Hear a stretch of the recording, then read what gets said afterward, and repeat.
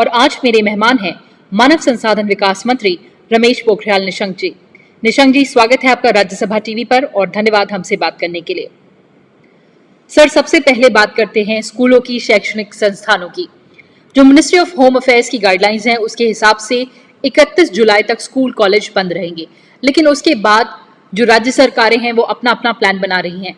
लेकिन जब कभी भी स्कूल खुलेंगे, शैक्षणिक संस्थान खुलेंगे, किस तरह से सेफ्टी का ध्यान रखा जाएगा, सोशल डिस्टेंसिंग को ध्यान में रखते हुए?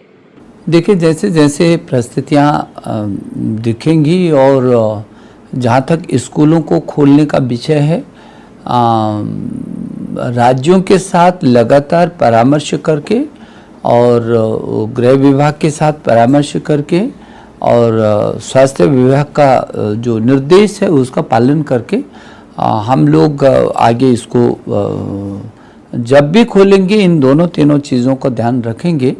और अभी कोई निश्चित तिथि तय हुई है ऐसा नहीं है, क्योंकि अभी सब परीक्षाएं चल रही हैं, लेकिन ये अपेक्षा कर रहे हैं कि ये 30 अगस्त तक जो नए प्रवेश हैं वो ज़रूर हो जाएं और फिर अगस्त के बाद सितंबर में कक्षाएं विधिवत शुरू हो सकें, ऐसे सोचते हैं। आगे वो तो गृह मंत्रालय फिर निर्देश देगा और स्वास्थ्य मंत्रालय के परामर्श से हम लोग स्कूल खोल सकेंगे।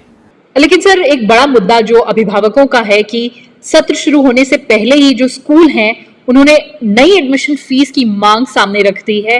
किस तरह से इसका रेजोल्यूशन निकालेगी सरकार और आपका मंत्रालय? देखिए, अभिभावकों की शिकायत जो है वो राज्यों के साथ थोड़ा सा जोड़ करके मैं लगातार ये कहा है कि जहाँ तक शुल्क का सवाल है और जो फीस लेने का वो है, वो राज्यों पर ही निर्भर करता है, राज्यों का भी विषय है।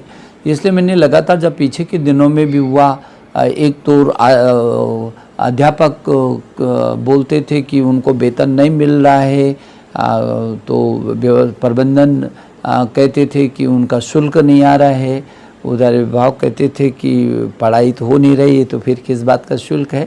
तो इन तीनों में कैसे समन्वय हो सके, राज्य सरकारों को थोड़ा सा आगे आकर के और इस जो बाधा है इसको दूर करना चाहिए, ऐसे मैंने सभी शिक्षा मंत्रियों से निवेदन किया है। सर, एक बात और देखिए, हमने कोविड के ज़माने में कि जगह जगह ऑनलाइन क्लासेस शुरू हो गई हैं, ये कितनी सहायक साबित हो रही हैं बच्चों को शिक्षा प्रदान करने में? देखिए, ऑनलाइन लर्निंग हमारी व्यवस्था है कि हमको ऑनलाइन पढ़ाना पड़ा और हम सोच भी नहीं सकते, दुनिया में किसको पता था कि ऐसा हो जाएगा। ना दुनिया को पता था, ना देश को पता था, ना अभिभावक को पता था, ना छात्र को, ना हमको। लेकिन ऐसी परिस्थितियाँ आई और ऐसी परिस्थितियाँ आई कि लोग घर से बाहर नहीं निकल सकते, उनकी सुरक्षा का विषय था। और ऐसी स्थिति में 1 सप्ताह हो, 2 सप्ताह हो, लेकिन महीने हों, 1.5 महीने हों, 2 महीने हों और उससे ज़्यादा अवधि का हो, तो फिर वो जो छात्र जिसको गतिशील रहता है जो उसको यदि हम ऑनलाइन पर नहीं लाते तो क्या स्थिति पैदा होती है, आप समझ सकते हैं इस बात को। और इसलिए मुझे इस बात की खुशी है कि इस देश का, आप तो जानते हैं, 1000 से भी अधिक विश्वविद्यालय हैं यहाँ और 45,000 50,000 डिग्री कॉलेज हैं, ये 15 लाख से अधिक स्कूल हैं, 1 करोड़ 9 लाख से अधिक अध्यापक हैं और कई देशों की कुल जितनी जनसंख्या नहीं होगी उतना 33 करोड़ से अधिक हमारे छात्र छात्राएं हैं।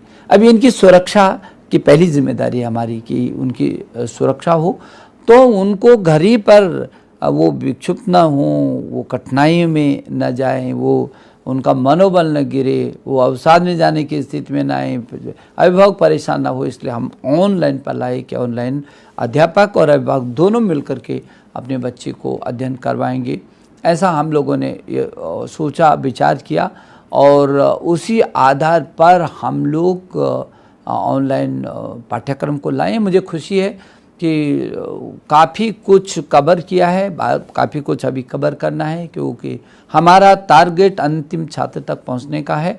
लेकिन ऑनलाइन तो हमारी व्यवस्था है, तो में से ऑनलाइन ऑफलाइन दोनों ही चलें तो बहुत बेहतर होगा, लेकिन कब तक सामान्य स्थिति आएगी अभी कुछ कहा नहीं।